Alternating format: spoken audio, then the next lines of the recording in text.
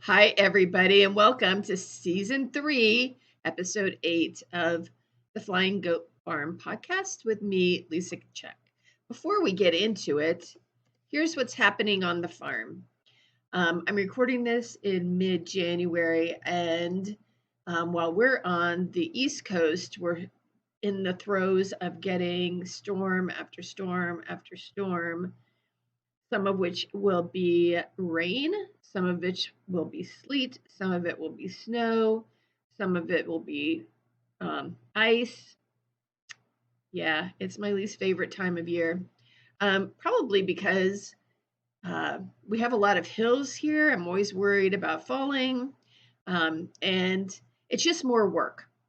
So when you have really frigid temperatures, then the water basins are frozen, and sometimes even if it's been like a freezing rain or something like that, even the gates are frozen closed. So sometimes I have to take out boiling water to just get the gates opened, and to unfreeze the water basins. So it's just more work. Also, when we're snow covered like this, there's no grass to eat. So that means that, putting out hay for everybody twice a day and making sure that the chickens are getting enough to eat. And we're actually growing wheatgrass in plastic buckets for them.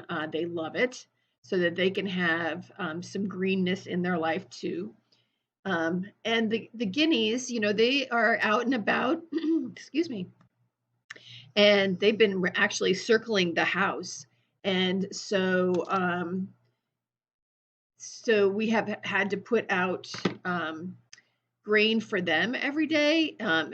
They'll go and eat out of the grain buckets of the goats and sheep, but also around the house, we're putting out like bird seed. We're feeding the birds as well. And so it's just that kind of season around here. Everybody's getting a little bit extra, and it also means that it takes a little bit of extra work on our part.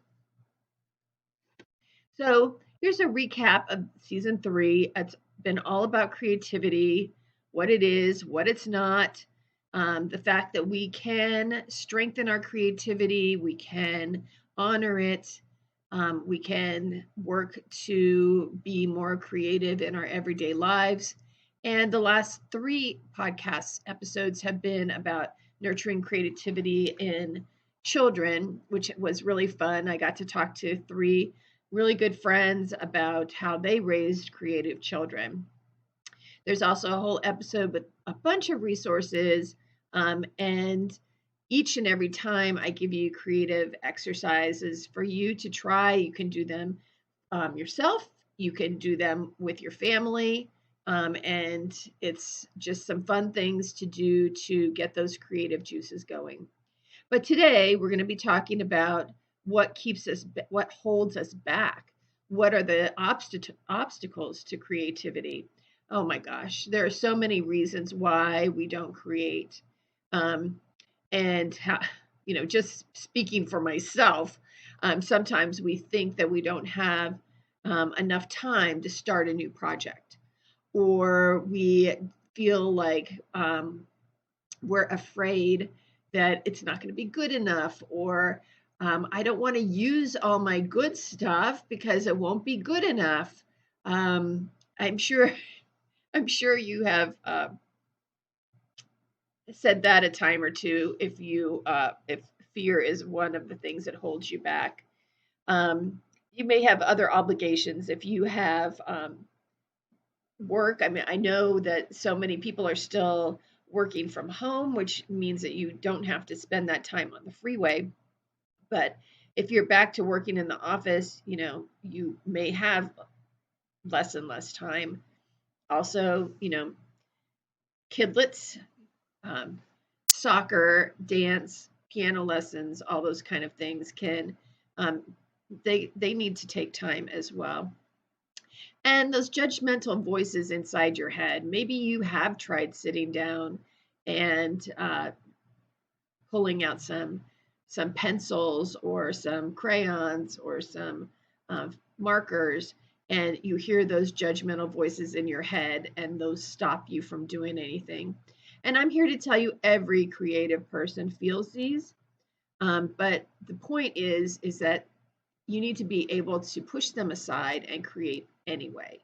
So today we're going to look at some of those obstacles and about how you might set them aside, just some ideas of how I have been able to set them aside sometimes, not always. Sometimes those obstacles get the better of me too. So perfectionism, oh my gosh. So perfectionism is the enemy of progress. It's the enemy of joy. It's the enemy of creativity. Because when we pursue the perfect, we lose the joy of making. We lose the play of making. We lose the serendipity of making. And in today's Instagram world, it looks like everybody else is living this perfect life, and they're making beautiful food and beautiful clothing and beautiful artwork, and they live in beautiful homes, in beautiful rooms inside beautiful houses, overlooking the ocean, or in downtown Paris, or they have, um, you know, some of the things on Instagram just are so unattainable for us. But the whole point is that's not reality. Every day cannot be, living in a beautiful room in a beautiful home in the middle of Paris overlooking the Eiffel Tower, or, on the cliff in Pacific Palisades and watching the dolphins go by. Although I did have a life like that at one point, but it's not every single day. I'm having a little voice issue today, so excuse me. The point is that life is messy. Life is imperfect. And we need to set aside the need for a perfect outcome and enjoy the messy process. Last podcast, the creative exercise that I gave you was to make a mess. And I don't know if you did. I hope you did.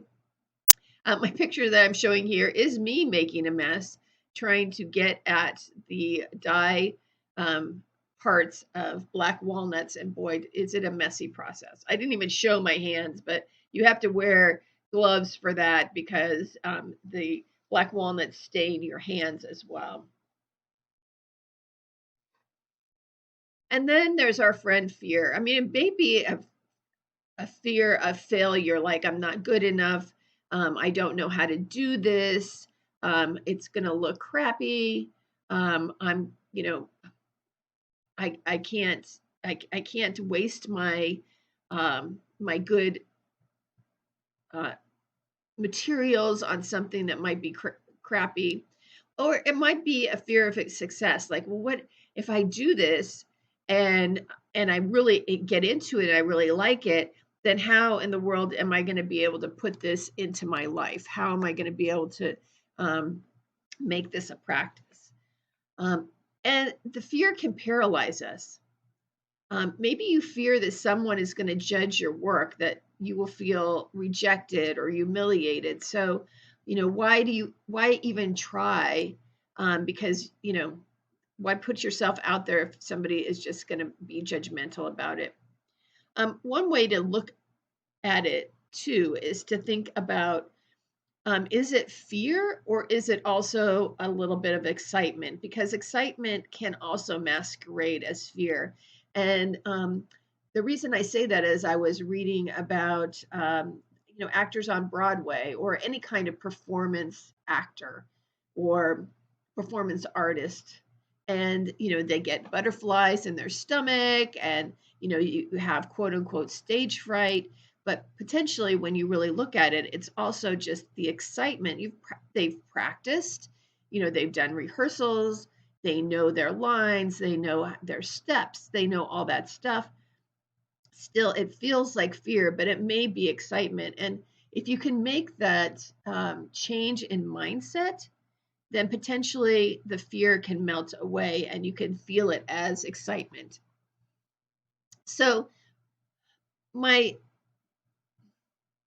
my idea for this is to delve into that fear when you feel it. So what's behind it? So for instance, if you decide that you're going to sit down and make a drawing, and you have been told you don't know how to draw, but so you start to feel a little bit of fear. So look at it, look at the feeling, feel the feeling. Don't try to avoid the feeling. What is behind the fear? Is it a fear of judgment? Is it a fear of using stuff that you would want to use later? Um, is it a fear of success? Like, oh, well, maybe if I like this, I'm not going to be able to find time in my life for this. And think about, can you change it back into excitement? Can you tell yourself, oh, hey, I'm just trying something. I'm just playing around. It's this is not rocket science. This is just something that I'm trying to play with, and then get to work. That's my suggestion. Okay, then there's the committee, and I've talked about this before in this season. These are the voices that are in your head. I learned about the term the committee from Jane Dunewald, but really my committee has been with me ever since elementary school, when I was told that I didn't know how to draw, and therefore I couldn't be an artist. So I've always had people, quote unquote, little people in my head. They may be people that you actually know that are in your life that you have set up into this committee. For instance, for me, one of my committee members is my mother, who told me I would never be able to draw, and so I could never be an artist. She's part of my committee members. Um, it could be somebody that you regard highly, and you would love them to love your work, but you're afraid. For instance, for me, again, that person might be Maya Angelou. So if I'm sitting down to write a poem, I might hear her voice in my head, or, it's not, and then, come on, it's not really her voice. It's really, again, those fears and that lack of self-esteem, lack of confidence that is becoming embodied in these voices in your head. And they may say you're not good enough, or that's mine says, who do you think you are? An artist? You got to be kidding me. Yeah, those kind of things that they're saying. Or if you are starting something, and let's say you're maybe sewing something, and you get a little pucker, like this has happened to me, and you get a little pucker, and the person says, in the person, the committee in your head says, see, you can't even sew a seam right. Those kind of comments are going on in your head all the time. And there's only one way really to deal with them, and that is to fire them. You have to banish them. When you go into your creative place, whether that is, in front of your sewing machine, or, sitting down to try a new stitch that you are knitting, or a new stitch that you are sewing or embroidering. When you get to that creative place, kindly or not so kindly, tell them to get lost and shut up. And a lot of times that really works. And then there's comparing. And all of these things, I hope you can see that all of these things are kind of interwoven. Um, so comparison causes us to doubt ourselves and our creative efforts. And it comes at us as a judgment, as perfectionism, and as the committee. Maybe you're looking at somebody who does the same kind of work that you want to do, and you think that, oh, I could never be like that. I could never do that. So why even try? And social media has become a place that fuels negative comparisons in all areas of our lives, just like I was talking about before. It could be the way that somebody dresses that you don't dress like. It could be somebody making beautiful food, but your family really likes macaroni and cheese. Um, you know, those kind of things. Um, it's the negative comparison really kills our inspiration and it kills our energy. And one of the things that I always try to remember, whether it's that when I'm comparing myself to somebody that I see on social media, or whether I'm comparing myself to somebody in real life, like, another dyer um, at a show or something like that. Remember that you are comparing your insides, the way you feel, the way you think of yourself, the way you think of yourself as an artist. You're comparing your inside to somebody else's outside. You're comparing yourself with all your quirks and, the fact, the things that the secrets that you know about yourself. You're comparing those things to a mirage that somebody puts out to the world.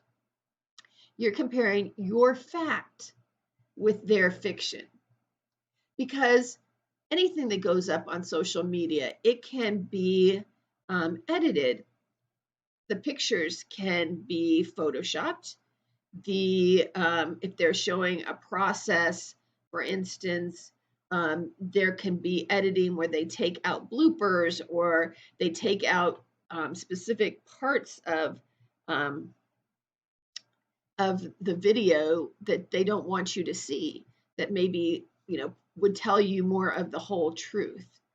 And so remember that don't compare your insides to someone else's outsides.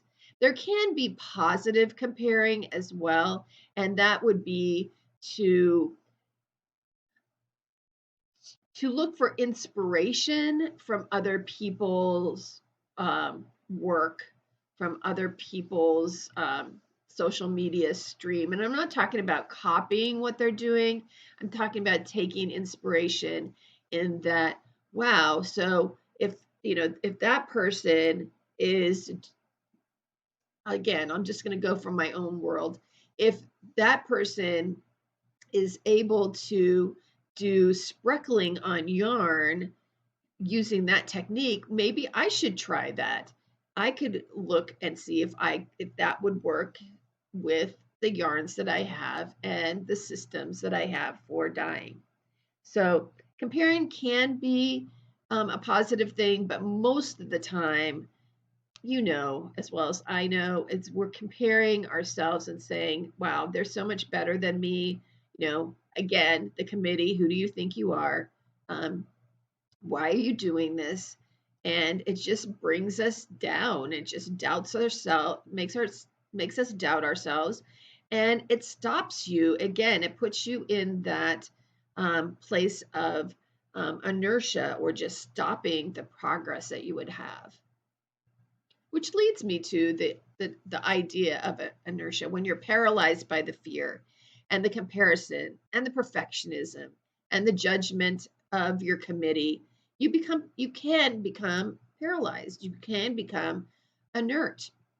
You can think, well, instead, I'm not going to create today. It's too late. You get a million excuses. It's too late in the day, or I don't really feel like it, or all kinds of things. I'll do it another day. And so the wonderful materials that you have and the wonderful ideas that you have are there again, just sitting in their boxes, sitting on the shelves, and you're not using them to express yourself. And so there really is only one solution, and that solution is just to start. You got to start somewhere.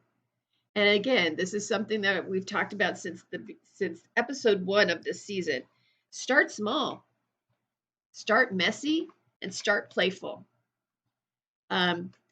Take a look at the past creative exercises that we've done. And again, you can do something small. Maybe it's 5 minutes a day. Maybe it's 10 minutes a day. Maybe if you're going really small, it's 2 minutes a day. and notice what it feels like to just be in that space for that period of time. So you're going to say, well, what can I do in 2 minutes? Well, you can take a picture. You can manipulate some things in your house, in your drawer, whatever, and you can take a picture that's a creative thing. That takes like less than a minute. You could, and then with the second minute, you could, take that into some kind of photography um, editing program like Prisma or InShot or something like that, and you can play around with it. That would take another minute, and you would have a piece of art that you made in 2 minutes of that day. You have 5 minutes, write a poem. Make a quick sketch of something. So just start. Do something small.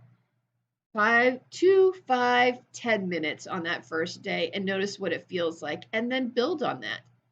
Okay, maybe you can't do it every single day, but maybe you can do it once or twice a week. Build on it. Put it in your planner. Say I'm going to, and be specific. Don't just say creative practice. Like say, okay, I'm going to write a poem, or I'm going to take a picture, or I'm going to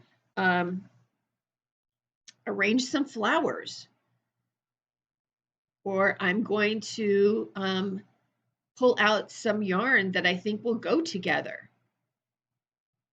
Just do it. The only solution is to start. And then if you get those visitations from the perfectionism, the committee, and so forth, you just tell them to shut up and go home. For this 2 minutes, you're not allowed to come into my space. You can't come into my body bubble. Get out of this room for 2 minutes.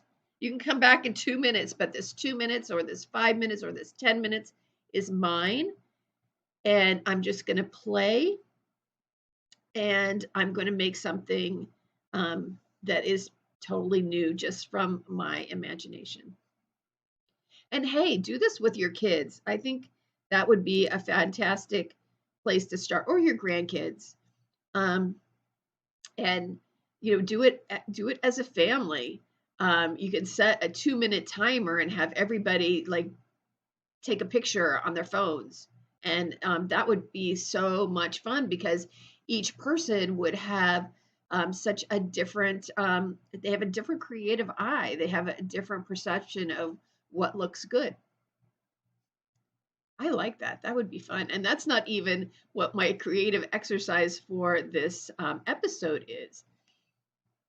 So just to get at some of the fears and the perfectionism, the creative exercise for this time is to a little bit of writing. So the first one is make a list of 5 things that you might get wrong and when you start a new creative project. And I'm saying get wrong in air quotes. You can't see that.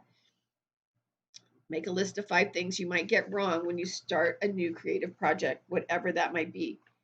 Then add to that list, what are 5 things you might get right when you're starting a project, so that you can see both sides of that. And I love this one. I found this one in the book Conscious Creativity, which I talked about in the episode on resources. She suggests making a multiplication table, and it could be an addition or subtraction table as well, especially depending on, like, if you have young kids that are learning their multiplication table, you can do this alongside what they're doing their homework. So instead of giving it an answer, mathematical product, you give the answer becomes an object or an idea or a color. For instance, in the square on the multiplication table, if you go 2 times 2 equals, and I just put love. Maybe 3 times 2 in your mind equals blue. So you just go through those. And again, it's about Being playful, number one. Number two, not putting specifically and intentionally not putting in the correct answer. Instead, you're putting in some playful answers, and it can, open you up to new and creative endeavors that way. So try that. So until next time, I hope you stay warm during these cold months. I hope you take some small steps to strengthen your creativity and really start using it. I'd love to hear from you. Leave a comment, ask a question, and until next time, happy making.